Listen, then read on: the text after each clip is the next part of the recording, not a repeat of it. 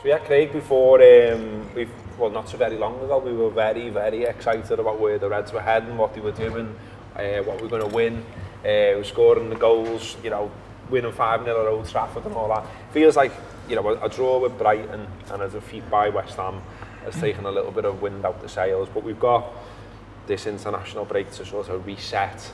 We were just talking then about the idea that we're all excited about the idea of Arsenal and R5, but we're probably thinking more about social lives there, aren't we, than football. Absolutely. There's so much planning. I'm just sort of like trying to gauge like where people are at now about the Reds. Like where are you at with them? Not panicking. You know, we've seen Chelsea drop points last weekend, and that obviously made our result more annoying.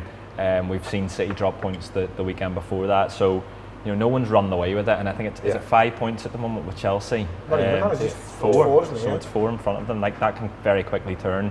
We've seen the fixture list over Christmas. Like looking back at Jurgen Klopp's Christmases, usually when he's got a mostly fully fit squad, Liverpool are really good. They come through that. It's the momentum, the rhythm that he constantly talks about. You know, Liverpool are playing 9 times in that month, and obviously we've got some midfield issues around injuries, and that's my only real worry here.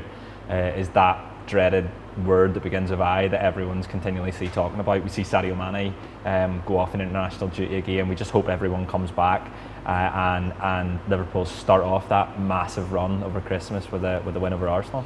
Yeah, it is nine matches in December, Sian, for Liverpool, but it's 9 for Chelsea as well. It's 8 for City. You know, all the sides that we're most worried about, the sides that we expect to be competing with, have got the same challenges. And I think Craig's right there, isn't he? And that, you know, that's kind of what I'm thinking. I'm looking at them and I'm like, well, I don't see you being invincible either. Do you know what I mean? Yeah, everyone's had little chinks in their armour so far, haven't they? But yeah, I think, you know, we've had 2 weeks to kind of stew on this now. I think the fans and the players will be feeling really pissed off, and hopefully the energy's there for this game coming up. But even if you look at the starting 11 that we could come back with, let's hope Mane's all right. It looks like it was just a precaution, wasn't it? But if you look at the starting 11 that's likely to be, that's probably our best starting 11 if you go to the start of the season, finally getting a Thiago, Fabinho and a Henderson midfield. Some would argue Jota, Salah, Mane is the best front three anyway, so you're starting to see the squad finally come together. Yes, there's question marks over the midfield, but it has been disjointed, so let's see if this little 3 unit can finally work together. And if you look at last season, where City would have been at this point, they weren't even top. They must have been like about 7th or something. Like, actually what they did last season was incredible. Weren't we top at this yeah, exactly. That's given me hope, because we dropped off very quickly, so hopefully they can drop off as well. And I think, you just got to kind of steam through now through Christmas. Yeah, Chelsea have got some hard-looking games coming up as well, Kev. And like, you know, it was great. Like, Craig's right, it took the shine off it, you know, with what we did. But nevertheless, it was great that they didn't beat Burnley, because that's 100% one they should be winning. And even in the context of the game itself, they should have won it. Do you know what I mean? So that's like throwing a bit of a spanner in their spokes, if you like. You know, like that's the start of hopefully them tripping up a little bit now. Well, fingers crossed. The thing with them is, I was looking at it, because I was thinking to myself, what is going on with the league? Because to be honest, I've been a bit like, I'm only asked about Liverpool, because it's early, isn't it, in the season to be thinking, oh, he's got them, they've got them. And looked at it, they've only conceded 4 league goals all season, which is unbelievable. But they can't score, and they haven't been able to score. It's not just this season, it's like a historical thing for the last few seasons now. So they've got their Achilles heels. Obviously City haven't got a striker per se. Like, you know, if they start playing properly, they rip you apart with 6 number 10s. But if that doesn't work for them, they haven't really got the plan B. Liverpool have dropped some points because we've got a dodgy defence. You know what it might just be?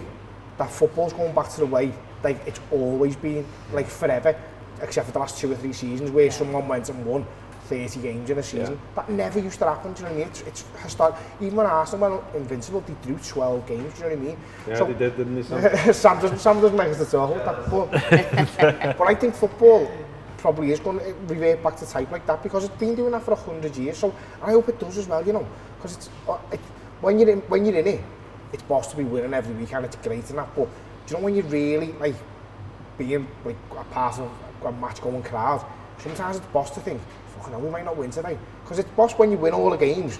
You know, sometimes when you go into a match and you're like, shit, it's 2-2 in the 82nd minute. Bit of jeopardy. Yeah, well then you get the winner, don't you, at the end, and it's like, fucking come on. Rather than, oh, well, yeah, of course, we're only playing Leicester, but Leicester should be able to come to Anfield and win.